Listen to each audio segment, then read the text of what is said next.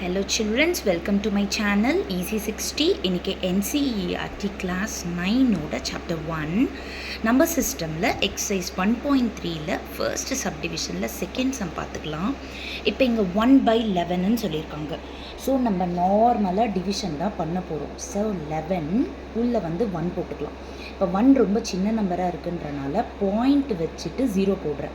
இப்போ இது 10 ஆகிடும். ஆனால் இது 11 விட கம்மியாக இருக்குது அப்படின்றனால இன்னொரு டிஜிட் வேணும்னா 0 போட்டுட்டு தான் நம்ம 0 போட்டுக்கணும். ஸோ மேலே 0 போட்டுட்டு கீழே 0 போட்டிருக்கேன்.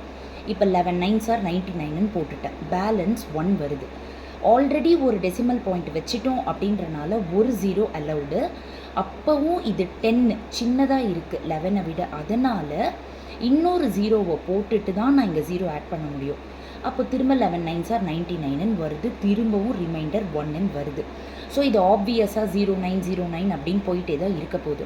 அதனால் 09 ரிப்பீட் ஆகுதுன்றனால 1/11ஓட ஆன்சரை நம்ம எப்படி எழுதணும்? 0.09க்கு பார். ஏன்னா 09 மட்டும்தான் ரிப்பீட் ஆகிட்டே இருக்குது. ஸோ இது ரிப்பீட் ஆகிறதால இது வந்து நான் டெர்மினேட்டிங் கைண்ட். Thank you children.